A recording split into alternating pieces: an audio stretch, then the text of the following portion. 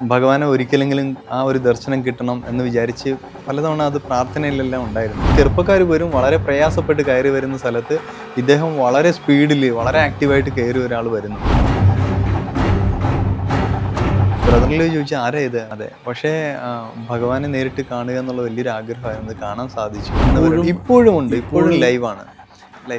ഒന്ന് രണ്ട് പേര് എന്നോട് പറഞ്ഞിട്ടുണ്ട് ഇങ്ങനെ ഭഗവാന്റെ ഒരു പ്രസൻസ് അവിടെ ഉണ്ട്. തീർച്ചയായിട്ടും ഇതുപോലെ ഒരു പൗർണമി രാത്രിയിൽ ഞങ്ങൾ ശിവഗിരിയിൽ ചെന്നു.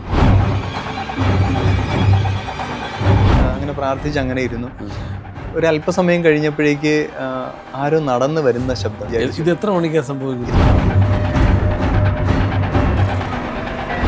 ഡീപ് സ്ലീപ്പിലേക്ക് പോകുന്ന പോലത്തെ ഒരു അവസ്ഥയിലേക്ക്, ട്രാൻസിലേക്ക് അങ്ങനെ പോയി. പിന്നെ എനിക്ക് ഓർമ്മയില്ല.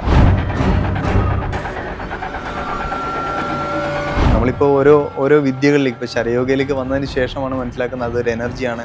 ആ എനർജി നമ്മളിലും പ്രവർത്തിക്കുന്നുണ്ട്. ശരനൂരിലേക്ക് നമ്മളൊരു മാറി അങ്ങോട്ട് പോയി. അതെ. ഇതെങ്ങനെയായിരുന്നു മാറ്റത്തിന് കാരണം? എന്തായാലും മനസ്സെന്ന് പറയുന്ന അടിമയും പ്രാണൻ ഉടമയുമാണ്. ജനുവരി ഫെബ്രുവരി ആ ഒരു സമയമായപ്പോഴാണ് ഞാൻ ഇങ്ങനെ വീഡിയോ കാണുന്നതും അങ്ങനെ ഗുരുജിയിലേക്ക് എത്തുന്നത്. നമ്മുടെ രാഹുൽ കാർത്തിക്. അതെ അതെ, തീർച്ചയായും. ഇത് കണക്ഷൻ എന്ന് പറയുമ്പോൾ ഭഗവാനായിട്ടുള്ള കണക്ഷനൊക്കെ അതേപോലെ തന്നെ ശിവപ്രഭാകര സിദ്ധയോഗിയുടെ ദർശനവും ലഭിച്ചിട്ടുണ്ട് ശബരിമലയിൽ വെച്ചിട്ട്. അത് ഏത് വർഷമായിരുന്നു? ശബരിമലയിൽ ഏകദേശം 1.5 വർഷം മുന്നേ ഭഗവാൻ അവിടെ, ഞാൻ എൻ്റെ ബ്രദറിനിലോ മാൾട്ടിലാണ്. അദ്ദേഹം പോകുന്നതിന് മുന്നേയായിട്ടൊന്ന് ശബരിമല പോകണമെന്ന് വിചാരിച്ചു. അപ്പം ഞങ്ങൾ അവിടെ എത്തിയപ്പോൾ അങ്ങനെ അതിനൊക്കെ മുന്നേ തന്നെ ഭഗവാനെ ഒരിക്കലെങ്കിലും ആ ഒരു ദർശനം കിട്ടണം എന്ന് വിചാരിച്ച് പലതവണ അത് പ്രാർത്ഥനയിലെല്ലാം ഉണ്ടായിരുന്നു. അങ്ങനെ ഇരിക്കെ ഒരു ദിവസം ശബരിമല പോയി തിരിച്ചിറങ്ങി വരുന്ന വഴിയിൽ മരക്കൂട്ടം കഴിഞ്ഞ് അവിടെ നിന്ന് ഈ കുത്തനെയുള്ള കയറ്റം ഉണ്ടല്ലോ. അപ്പം എൻ്റെ ബ്രദറിലെ നേഴ്സ് ആയതുകൊണ്ട് തന്നെ അദ്ദേഹം ഇങ്ങനെ വളരെ ശ്രദ്ധിക്കുന്നുണ്ട്. 10-60 വയസ്സുള്ള ഒരാൾ, എന്നുവെച്ചാൽ ചെറുപ്പക്കാർ പോലും വളരെ പ്രയാസപ്പെട്ട് കയറി വരുന്ന സ്ഥലത്ത് ഇദ്ദേഹം വളരെ സ്പീഡിൽ വളരെ ആക്റ്റീവായിട്ട് കയറി ഒരാൾ വരുന്നു. അപ്പം ഞാനിത് കാണുന്നില്ല. അതേസമയം തൊട്ടടുത്തെത്തിയപ്പോഴേ ഞാൻ കാണുന്നത്. ഞാൻ കണ്ടോടം തന്നെ അയ്യോ ഭഗവാൻ എന്നിങ്ങനെ പറയുമ്പോഴേക്കും ഞാൻ നിന്നെ കണ്ടു എന്നുള്ളൊരു ഭാവത്തിൽ ഇങ്ങനെ നോക്കി വളരെ അങ്ങ് സ്പീഡിൽ നടന്നുപോയി. അപ്പോൾ അത് ഈ ബ്രദറിൽ ചോദിച്ചാൽ ആരാ ഇത്? അപ്പം ഞാൻ പറഞ്ഞ് ഇന്ന ആളാണെന്ന് പറയും. അപ്പം നമുക്ക് പോയാലോ എന്ന് ചോദിച്ചു തിരിച്ച്. പക്ഷെ കാണാൻ പറ്റില്ല. ഇല്ലില്ല. ഈ അദ്ദേഹത്തിന് ഫോട്ടോയിലേ കണ്ടിട്ടുള്ളൂ. ഫോട്ടോയിലേ കണ്ടില്ല, പക്ഷെ നേരിട്ട് കാണാനായിട്ട് സാധിക്കും. ഏതാണ്ട് 700 വർഷത്തോളം അതെ അവതരിച്ച് വന്നാണ്, പല ശരീരങ്ങൾ സ്വീകരിച്ചു വന്ന ആളെന്നാണ് പറയുന്നത്. അതെ അതെ, അമൃതാനന്ദമയിയുടെ പറയുന്നു. അതെ അതെ അതെ. ഞാൻ സമാധിയിലേക്ക് പോയിട്ടുണ്ട്, ഓമല്ലൂര് പോയിട്ടുണ്ട്, ശങ്കരൻകോവിലിൽ പോയിട്ടുണ്ട്. അതെ, പക്ഷേ ഭഗവാനെ നേരിട്ട് കാണുക എന്നുള്ള വലിയൊരു ആഗ്രഹമായിരുന്നു. കാണാൻ സാധിച്ചു. അപ്പോൾ അതിങ്ങനെ ഭഗവാൻ ദർശനം കൊടുക്കുന്നുണ്ട് പലർക്കും. 1.5 വർഷം മുമ്പും ഒരു 6-8 മാസം മുമ്പൊക്കെ ഭഗവാനെ കാണുന്നവരും ഇപ്പോഴും ഉണ്ട്. ഇപ്പോഴും ലൈവാണ്.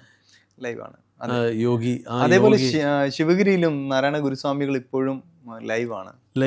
തീർച്ചയായിട്ടും. അത് ഒന്ന് രണ്ട് പേര് എന്നോട് പറഞ്ഞിട്ടുണ്ട് ഇങ്ങനെ ഭഗവാന്റെ ഒരു പ്രസൻസ് അവിടെ അറിയാം. തീർച്ചയായിട്ടും വൈദിക മഠത്തിലെ ഗുരുവിന്റെ പ്രസൻസ് ഇപ്പോഴും ഉണ്ടെന്ന് പലരും പറയുന്നുണ്ട്. ഞാൻ അനുഭവസ്ഥനാണ്.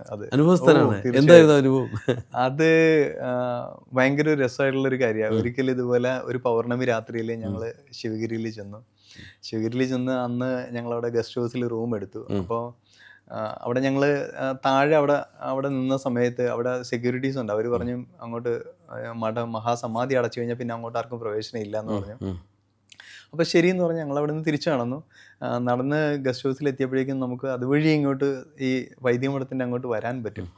അപ്പോൾ പതിയെ ഞങ്ങൾ ആരും കാണാതെ ഒരു 12 മണിയായപ്പോഴേക്കും പതിയെ നടന്നു വന്ന് വൈദികമഠത്തിൻ്റെ അവിടെ വൈദികമഠത്തിൻ്റെ അവിടെ ഒരു വരാന്തയുണ്ട്, അവിടെ ഇരുന്നു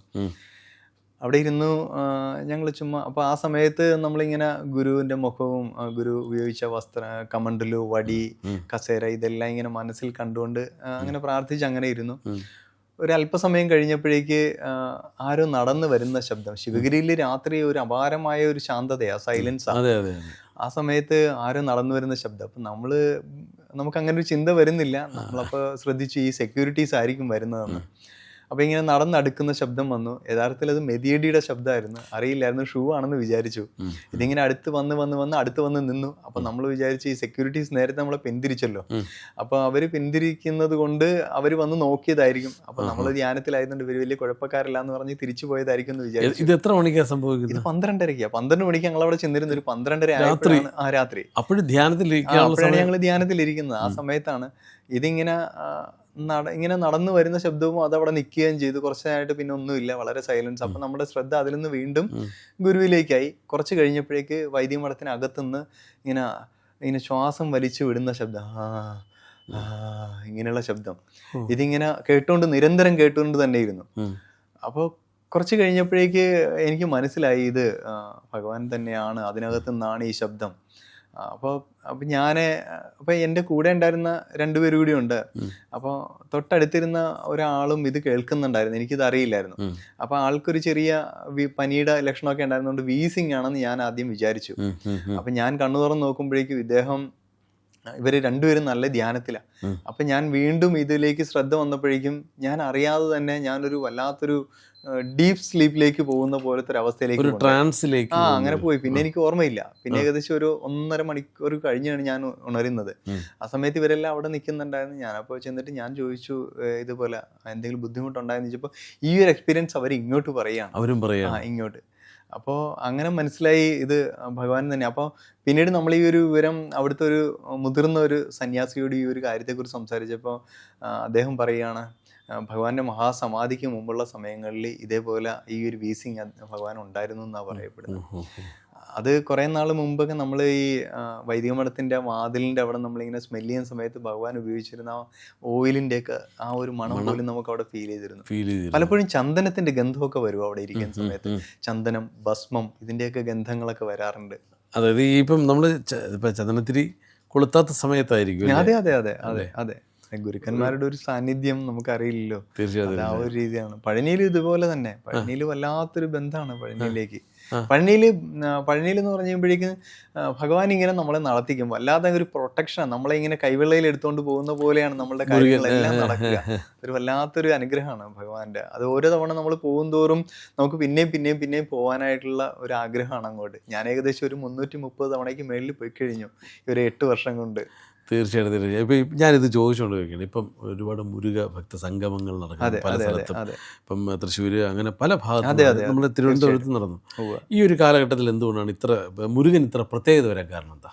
മുരുക യുഗമാണ്. ഇപ്പോൾ ഓരോരുത്തരും അതിനെക്കുറിച്ച് പറയുന്നുണ്ടല്ലോ. അപ്പോൾ എനിക്ക് അതിനെക്കുറിച്ച് ഡീറ്റെയിൽ ആയിട്ട് പറയാൻ എനിക്ക് അറിവില്ല. പക്ഷേ അങ്ങയുടെ അനുഭവത്തിൽ ഞാൻ മനസ്സിലാക്കുന്നത് ഈ എനർജി വളരെ സ്ട്രോങ് ആയിട്ട് നമ്മുടെ പ്രപഞ്ചത്തിൽ നിലനിൽക്കുന്നുണ്ട്. അത് നമ്മളിപ്പോൾ ഓരോ വിദ്യകളിലേക്ക്, ഇപ്പോൾ ശരയോഗയിലേക്ക് വന്നതിന് ശേഷമാണ് മനസ്സിലാക്കുന്നത് അതൊരു എനർജിയാണ്. ആ എനർജി നമ്മളിലും പ്രവർത്തിക്കുന്നുണ്ട്. അപ്പോൾ അത് പ്രപഞ്ചത്തിൽ അത് വളരെ ശക്തിയായിട്ട് നിലനിൽക്കുന്ന പല സ്ഥലങ്ങളിൽ പെടുന്നതാണ് ഈ 6 പടൈ വീടുകൾ. അപ്പോൾ അതിന് ഞാനത് പറയുന്നത്, ഇപ്പം അത് ഭഗവാൻ ഈ ലോകം ഭരിച്ചിരുന്ന ഒരു രാജാവായിരുന്നു എന്നാണ് ഞാൻ കേട്ടിട്ടുള്ളത്. അപ്പം അദ്ദേഹത്തിന്റെ ആ എനർജി ആ ലോകം മൊത്തം വ്യാപിച്ചിടക്കണം, അദ്ദേഹത്തിന്റെ അങ്ങനെ ഒരു ധാരണ എനിക്കുണ്ട്. അപ്പൊ ആ ഒരു എനർജി അങ്ങനെ തന്നെ കിടക്കുകയാണ്, ഇപ്പോഴും അത് മാറാതെ നിൽക്കുകയാണ്. അതെ, തീർച്ചയായിട്ടും ആ എനർജി ഉണ്ട്. വൺസ് നമ്മൾ അതിലേക്ക് കണക്ട് ആയി കഴിഞ്ഞാൽ അത് നമ്മളെ ഇങ്ങനെ കൊണ്ടുപോയിക്കൊണ്ടേ. ഈ 6 പടൈ വീടുകൾ പറഞ്ഞത്, 6 പടൈ വീടുകൾ എന്ന് പറയുമ്പോൾ തിരുപ്പറംകുன்றம், നമ്മളുടെ തിരുച്ചെന്തൂര്, പഴനി, സ്വാമിമലൈ, പഴമുതിർ ചോലൈ, തിരുത്തണി, അങ്ങനെ വരുന്ന ഒരു 6 ക്ഷേത്രങ്ങളാണ്. അത് 6 ക്ഷേത്രങ്ങൾ എന്ന് പറഞ്ഞാൽ 6 എനർജി പോയിന്റുകളാണ്. ഓരോ ഊർജ്ജങ്ങൾ കണക്ട് ആവുന്ന ആ എനർജി, പ്രകൃതിയിൽ ഏറ്റവും കൂടുതലായിട്ട് ആ എനർജി വർക്ക് ചെയ്യുന്ന, അല്ല ആ ഊർജ്ജം വർക്ക് ചെയ്യുന്ന, ഫ്ലോ ചെയ്യുന്ന കേന്ദ്രങ്ങളാണത്. അപ്പോൾ ഇത്തരം ഇപ്പം മൃഗസംഗമങ്ങൾ നടക്കുന്ന കാര്യം പറഞ്ഞു. അപ്പോൾ ഇത്രയും വലിയൊരു കുറേ അനുഭവങ്ങളുണ്ടായി. മഹാഗുരുവിൻ്റെ സാന്നിധ്യം മനസ്സിലായി, നാരായണ ഗുരുദേവൻ്റെ സാന്നിധ്യം മനസ്സിലായി. ഒപ്പം നമ്മുടെ ശിവപ്രഭാരസിദ്ധ യോഗി ഭഗവാന്റെയും ഒരു സാന്നിധ്യം അങ്ങേക്ക് കിട്ടി, ദർശനം തന്നെ കിട്ടി എന്ന് നമുക്ക് വേണമെങ്കിൽ പറയാം. അതുപോലെ മുരുകഭഗവാന്റെയും സാന്നിധ്യം, ഷിർഡി സായിയുടെയും ദർശനം കിട്ടിയിട്ടുണ്ട്. ഒരിക്കലും ഷിർഡിയിൽ പോകാനിടയായി. അപ്പോൾ ഞാൻ സാധാരണ പോകുന്ന സമയത്ത് എന്തെങ്കിലും കുറച്ച് കോയിൻസ് കൊണ്ടുപോകാറുണ്ട്. അപ്പോൾ അവിടെ സമർപ്പിക്കാന്നുള്ള ഉദ്ദേശത്തോടുകൂടിയാണ് പോയത്. അപ്പോൾ അവിടെ ചെന്ന് അവിടെ നമുക്കൊരു റൂം കിട്ടി, അവിടെ ഫ്രഷായി. അതിനുശേഷം നേരെ ഈ പറയുന്ന പോലെ അവിടെ ഒരു ചെറിയ ഒരു കബോർഡ് ഉണ്ട്, അതിനുള്ളിൽ നമ്മുടെ ലഗേജ് ഒക്കെ വെക്കാന്ന് കരുതി അങ്ങോട്ട് പോകുന്ന വഴിക്ക് എൻ്റെ മുമ്പിൽ വന്നു. എന്ന് വെച്ചാൽ ആ സെയിം നമ്മൾ എന്താണോ കാണുന്ന ആ രൂപത്തിൽ തന്നെ, നല്ല ഹൈറ്റ് ഉണ്ട്, 6 അടിക്ക് മേളിൽ രൂപമാണ് ഇതേപോലെ. എന്നിട്ട് എനിക്കുള്ളത് ഇങ്ങ് തന്നേക്കാൻ പറഞ്ഞു. അപ്പൊ എനിക്ക് അല്ല, ഈ വഴിയിൽ ഞാൻ ലഗേജ് വെക്കാൻ പോകുന്ന വഴിയിൽ കാണാം. അപ്പൊ ആള് നിൽക്കുന്നു, എനിക്കുള്ളത് ഇങ്ങ് തന്നേക്കാൻ പറഞ്ഞപ്പോ ഞാൻ വിചാരിച്ചു, നമുക്കങ്ങനെ ചിന്ത വരുന്നില്ലല്ലോ ഇങ്ങനെ വരും. അപ്പൊ ഞാൻ പറഞ്ഞു ദേ വരുന്നു എന്ന് പറഞ്ഞ് ഞാൻ ലഗേജ് വെച്ചിട്ട് തിരിച്ചു വന്നപ്പോ ആളില്ല. അത് കൊടുക്കാനായിട്ട് സാധിച്ചില്ല. മലയാളത്തിലാണോ ഹിന്ദിയിലാണോ? ഇല്ല, അതെ ഹിന്ദിയിലാ പറഞ്ഞ. അതേ രൂപത്തിൽ പിന്നെ കാണാൻ പറ്റിയില്ല. പിന്നെ കാണാൻ പറ്റില്ല. അപ്പൊ പിന്നെ ഞാനിങ്ങ് അപ്പൊ ചിന്തിച്ചു. അപ്പൊ എനിക്ക് സമാധിയിൽ അവിടെ ചെന്നിട്ട് ഈ കോയിൻസ് അവിടെ സമർപ്പിക്കാനായിട്ട് മനസ്സ് വരുന്നില്ല. എന്റെ മുന്നിൽ വന്ന് ചോദിച്ചിട്ട് കൊടുക്കാനായിട്ട് സാധിച്ചില്ലല്ലോ എന്നുള്ളത്. അപ്പൊ ഞാന് അപ്പോൾ അവിടെ കുറച്ച് സമയം എനിക്ക് ധ്യാനത്തിൽ ഇരിക്കാനുള്ള ഒരു അവസരം അവിടെ കിട്ടി. ഞാൻ അവിടെ കുറച്ച് സമയം ഇരുന്ന് ധ്യാനിച്ചു. അതിനുശേഷം പിന്നീട് പുറത്തേക്ക് വന്ന സമയത്ത് ഞാനപ്പോൾ വിചാരിച്ചു, എന്നാൽ പിന്നെ ഇനി എപ്പോഴെങ്കിലും കാണുന്ന സമയത്ത് ഞാനിത് തരാമെന്ന് വിചാരിച്ചു. തിരിച്ച് പുറത്തിറങ്ങി അവിടെ നമുക്ക് ധ്യാനിക്കാനുള്ള ഒരു സ്ഥലമുണ്ട്. അവിടെ ഗുരുവിൻ്റെ ഒരു മാർബിൾ അല്ല ഇതിലുള്ള വാക്സിലുള്ള ഒരു ഇതുള്ള. അപ്പം അവിടെ എത്തിയിട്ട് തിരിച്ച് പുറത്തേക്ക് ഇറങ്ങുന്ന സമയത്ത് അവിടെ നിൽക്കുന്നു. വീണ്ടും കണ്ടു, വീണ്ടും കാണാൻ പറ്റി. അപ്പോഴേക്ക് കയ്യിലേക്ക് അങ്ങ് കൊടുത്തു. സന്തോഷമായി. ഒരിക്കലേ പോയിട്ടുള്ളൂ ഷിർഡിയിൽ. അപ്പൊ എന്തായാലും ഭഗവാന്റെ ഇപ്പോൾ ഷിർദി ബാബയുടെയും ബാബാജിയുടെ മഹാവതാർ ബാബാജിയുടെ ഒക്കെ ദർശനം കിട്ടി. അതെ. അപ്പൊ ഇത്തരം അനുഭവങ്ങൾ ഉണ്ടായ ഒരാളാണ് ശരനൂലിലേക്ക് തീർച്ചയായിട്ടും ഒരു മാറ്റം. അതെ, ശരനൂലിലേക്ക് നമ്മളൊരു മാറി അങ്ങോട്ട് പോയി. അതെ. ഇതെങ്ങനെയായിരുന്നു മാറ്റത്തിന്റെ കാരണം? എന്തായിരുന്നു മാറ്റത്തിന് കാരണം എന്ന് വെച്ചാൽ യോഗ പഠിച്ചിരുന്ന ആ ഒരു അവസരത്തിൽ എനിക്കിത് ആ സമയത്ത് കേട്ടിട്ടുണ്ട് അല്ലേ? ആ സമയത്ത് എൻ്റെ കയ്യിൽ ഒരു ചെറിയൊരു ബുക്ക് കിട്ടി, വരിവശ്യ രഹസ്യം ശരനൂൽ ശാസ്ത്രം എന്ന് പറഞ്ഞിട്ട് ഒരു കുഞ്ഞു ബുക്കാണ്. അപ്പോൾ ആ ബുക്ക് കണ്ട അവസരത്തിൽ എനിക്കിതൊന്ന് പഠിക്കണമെന്ന് ആഗ്രഹിച്ചിരുന്നു. അന്ന് തിരുവനന്തപുരത്തൊരു സ്വാമികൾ എഴുതിയ ഒരു ബുക്കാണ്. അദ്ദേഹത്തെ അന്വേഷിച്ച് പോയ സമയത്ത് ഞാൻ എത്തിപ്പെട്ടപ്പോൾ അദ്ദേഹം ഞാൻ ചെല്ലുന്നതിന് ഒരു 3 വർഷം മുന്നേ സമാധി പ്രാപിച്ചു. അപ്പോൾ അത് കാണാൻ കഴിഞ്ഞില്ല. അപ്പോൾ ഞാൻ വിചാരിച്ചു എന്നാൽ പിന്നെ അതിൻ്റെ വഴിക്ക് എപ്പോഴാണോ നമുക്കത് പഠിക്കാനായിട്ട് സാഹചര്യം വരിക ആ സമയത്ത് അത് പഠിക്കാമെന്ന് വിചാരിച്ചു. അങ്ങനെ അത് പൂർണ്ണമായിട്ടും അതിനകത്ത് നിന്ന് വിട്ടു. സാധാരണ നമ്മൾ എന്തെങ്കിലും ഒരു കാര്യത്തിലേക്ക് എത്തുന്നതിന് മുന്നേ അതുമായിട്ട് ബന്ധപ്പെട്ട എന്തെങ്കിലും ഒന്ന് നമ്മുടെ കയ്യിലേക്ക് കിട്ടും.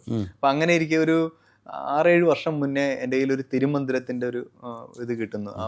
അത് കിട്ടി, തിരുമൂലർ എഴുതിയ തിരുമന്ദിരം അത് കിട്ടി. അത് വായിച്ചിട്ടൊന്നും നമുക്കൊന്നും മനസ്സിലായില്ല. പക്ഷേ കുറച്ച് കഴിഞ്ഞ് കുറേ വർഷങ്ങൾക്ക് ശേഷം എൻ്റെ ഒരു സുഹൃത്താണ് ഇങ്ങനെ ഒരാളുണ്ട്, അദ്ദേഹത്തിൻ്റെ വീഡിയോ കാണും, നല്ലതാണെന്ന് പറയുന്നു. അങ്ങനെയാണ് ഞാൻ കുറേ വർഷങ്ങൾക്ക് ശേഷമാണ് അതായത് അതിലേക്ക് എത്തിപ്പെട്ടത്. ആ ബുക്ക് കിട്ടിയതിന് ശേഷം കുറേ വർഷങ്ങൾക്ക് ശേഷം റീസെൻ്റ്ലി ഒരു ജനുവരി ഫെബ്രുവരി ആ ഒരു സമയമായപ്പോഴാണ് ഞാൻ ഇങ്ങനെ വീഡിയോ കാണുന്നതും അങ്ങനെ ഗുരുജിയിലേക്ക് എത്തുന്നത്. നമ്മുടെ രാഹുൽ കാർത്തിക്.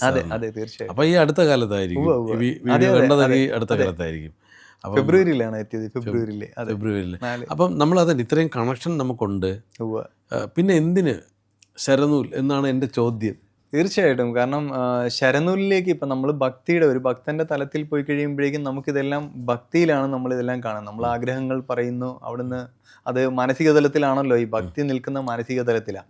പക്ഷേ നമുക്ക് മാനസിക തലത്തിൽ സംഭവിക്കില്ല എന്നല്ല, മാനസിക തലത്തിൽ നമ്മൾ നിൽക്കുമ്പോൾ തന്നെ നമ്മൾ പ്രാർത്ഥിക്കുന്നതെല്ലാം നടക്കും, ചിലത് നടക്കാതിരിക്കാം. പക്ഷേ നമ്മൾ മാനസിക തലത്തിൽ നിന്ന് നമ്മൾ പ്രാണതലത്തിലേക്ക് എത്തുമ്പോഴാണ് നമുക്ക് ആ പ്രാണനാണ് യഥാർത്ഥത്തിൽ നമ്മളുടെ ഉടമ. അപ്പം മനസ്സെന്ന് പറയുന്ന അടിമയും പ്രാണൻ ഉടമയുമാണ്. നമ്മൾ ജനിക്കുന്ന സമയങ്ങളിലെല്ലാം നമ്മൾ പ്രാണനാണ് നമ്മളിൽ ശക്തി പ്രാപിച്ചിരിക്കുന്നത്. അതിനുശേഷം നമ്മളിൽ ഈ മനസ്സ് ശക്തി പ്രാപിക്കുന്ന സമയത്ത് മനസ്സ് പറയുന്നതാണ് നമ്മൾ പലപ്പോഴും കേൾക്കുന്നത്. മനസ്സ് പറയുന്നത് നമ്മൾ കേൾക്കാൻ തുടങ്ങുമ്പോൾ നമ്മൾ ഉടമയാകുന്ന ഒരു അവസ്ഥയിലേക്ക് എത്തും. അപ്പൊ നമ്മൾ ഈ ഉടമ പറയുന്നത് കേൾക്കുന്നില്ല. പലപ്പോഴും നമ്മുടെ ഉള്ളിൽ നിന്നൊരു വിളി വരുന്നുണ്ട്, നമ്മുടെ ഇന്നർ സെൽഫിൽ നിന്നൊരു വിളി വരുന്നുണ്ട്. ആ വിളി നമ്മൾ കേൾക്കാൻ പറ്റുന്നില്ല. കാരണം നമ്മളിൽ രൂഢമൂല അല്ലെ ശക്തി പ്രാപിച്ചു നിൽക്കുന്ന മനസ്സാ. അപ്പൊ മനസ്സ് പറയുന്നത് നമ്മൾ കേൾക്കും. മനസ്സ് പറയുന്നത് കേൾക്കുമ്പോഴേക്കും നമ്മൾ യാത്ര തെറ്റിപ്പോവും. അതേസമയം പിന്നീട് മനസ്സിലാവും യഥാർത്ഥത്തിൽ നമ്മുടെ ഉള്ളിൽ പ്രവർത്തിച്ചിരുന്ന ആ പ്രാണനാണ് നമ്മളോട് ആദ്യം ആ കാര്യങ്ങൾ പറഞ്ഞുകൊണ്ടിരുന്നത്. ആ വഴിക്ക് പോയിരുന്നെങ്കിൽ തീർച്ചയായിട്ടും നമ്മൾ എത്തേണ്ട സ്ഥലത്ത് തന്നെ തീർച്ചയായിട്ടും എത്തും. അങ്ങനെ ഒരു ചിന്തയിലാണ് പതിയെ ശരയോഗയിൽ എത്തിയപ്പോഴാണ് ഈ ഒരു സത്യത്തിൽ ആ ഒരു ക്ലാരിറ്റിയിലേക്ക് നമ്മൾ എത്തുന്നത് ശരയോഗയിൽ എത്തിയപ്പോഴാണ്.